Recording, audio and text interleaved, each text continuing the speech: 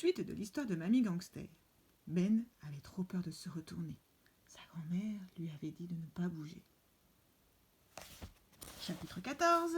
Un voisin fouineur. C'était plus fort que lui. Ben ne put s'empêcher de jeter un coup d'œil vers la fenêtre. Il vit une silhouette noire, coiffée d'un chapeau étrange, qui les regardait à travers la vitre poussiéreuse. Mais cela ne dura qu'un bref instant, et elle disparut aussitôt.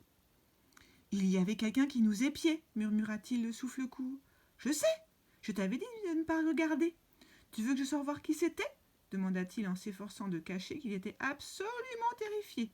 À vrai dire, il aurait préféré que ce soit sa mamie qui aille voir. « Je te parie que c'était mon fouineur de voisin, Monsieur Parker. Il habite au numéro 7 et il m'espionne en permanence avec son chapeau mou. »« Mais pourquoi ?» La grand-mère haussa les épaules. « Je ne sais pas, il doit être frileux de la tête, j'imagine. »« Non, je ne parlais pas du chapeau. Je voulais dire. Pourquoi est-ce qu'il t'espionne ? C'est un ancien militaire. Depuis qu'il est à la retraite, il dirige la milice de voisinage du lotissement tout gris. » Qu'est-ce que c'est une milice de voisinage ? C'est un groupement de voisins qui guettent les cambrioleurs. Mais, pour M. Parker, c'est surtout une excuse pour se mêler de ce qui ne le regarde pas et fourrer son nez dans les affaires des autres. Souvent, quand je rentre du supermarché avec mon cabas plein de choux, je le vois caché derrière ses rideaux qui m'observe avec ses jumelles. Est-ce qu'il a des soupçons ? S'enquit Ben de plus en plus paniqué. Le garçon n'avait aucune envie d'être jeté en prison pour association de malfaiteurs et complicité de recel. Il ne savait pas précisément ce que signifiait complicité de recel, mais il savait une chose, c'était un crime. Et il en savait une autre. Il était trop jeune pour finir ses jours derrière les barreaux. Il a des soupçons sur tout le monde. Il va falloir le garder à l'œil, mon jeune ami. Cet homme est une vraie menace. Ben regarda par la fenêtre. Il ne vit personne. Pring ! Son cœur rata une marche. Ce n'était que la sonnette. Mais si jamais M. Parker rentrait, il trouverait suffisamment de preuves pour les faire envoyer, lui et sa grand-mère tout droit au cachot. « N'ouvre pas !» souffla-t-il à sa mamie. Et, courant jusque sur le tapis, il se hâta de ramasser les pierres précieuses pour les mettre dans la boîte le plus vite possible. « Comment ça ne pas ouvrir ? Il sait que je suis chez moi. Il vient de nous voir par la fenêtre. Toi, va donc ouvrir pendant que je cache les bijoux. »« Moi ? Oui, toi, dépêche-toi un peu. Pring !» Le coup de sonnette était plus insistant cette fois. M. Parker avait laissé son doigt encore plus longtemps sur le bouton.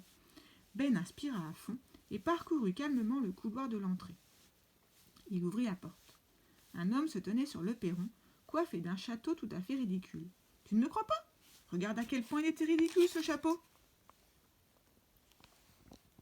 Non, faut que je tourne, autrement j'ai vraiment mal au cœur. »« Oui ?» couina Ben d'une petite voix étranglée. « Je peux vous aider ?»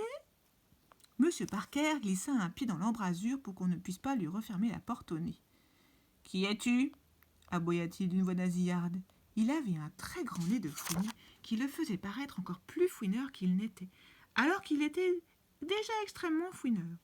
Et ce nez, bien sûr, lui donnait une voix nasillarde qui rendait tout ce qu'il disait un peu risible, même quand il était très sérieux. Ses yeux, en revanche, étaient rouges comme ceux d'un démon. « Je suis un ami de grand-mère, balbutia Ben. « Pourquoi est-ce que j'ai dit ça ?» songea-t-il aussitôt. À vrai dire, il était plongé dans une terreur épouvantable, et sa langue s'enfuyait avec lui. « Un ami ?» gronda hargneusement le voisin qui poussa la porte, et étant plus grand que Ben, entra sans se gêner. « Ton petit-fils, je veux dire, Monsieur Parker, bredouilla le garçon en reculant vers le salon. « Pourquoi est-ce que tu me mens ?» demanda l'homme, avançant toujours à mesure que Ben reculait. On aurait dit qu'il dansait le tango. « Je ne vous mens pas !» Ils étaient arrivés à la porte du salon. « Vous ne pouvez pas entrer !» s'écria Ben en pensant aux joyaux étalés partout sur le tapis. « Et pourquoi ça ? » Parce que ma mamie fait son yoga en petite tenue. Il fallait bien trouver une excuse spectaculaire pour empêcher M. Parker de faire éruption dans le salon et de voir les bijoux. Ben était pratiquement sûr d'avoir marqué un point, car le voisin s'arrêta et fronça les sourcils. « Du yoga en petite tenue ? Et tu imagines que je vais te croire ? Il faut que je parle à ta grand-mère tout de suite. Alors, écarte-toi de mon chemin, vilain vermisseau. » Et l'homme poussant Ben sur le côté, ouvrit la porte du salon.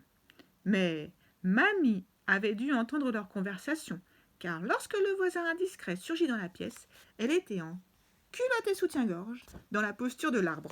« Monsieur Parker, que faites-vous ici » s'écria-t-elle, faussement horrifiée qu'il l'ait vue à demi nue. Le voisin détourna vivement la tête.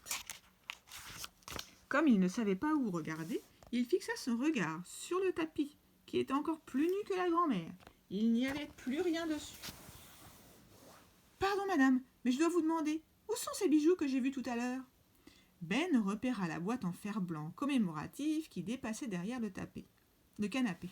Il la repoussa subrepticement hors de vue avec son pied. « Quel bijou, monsieur Parker ! Vous m'avez encore espionné » rétorqua la vieille dame, toujours en sous-vêtements. « C'est que, j'avais de bonnes raisons de le faire.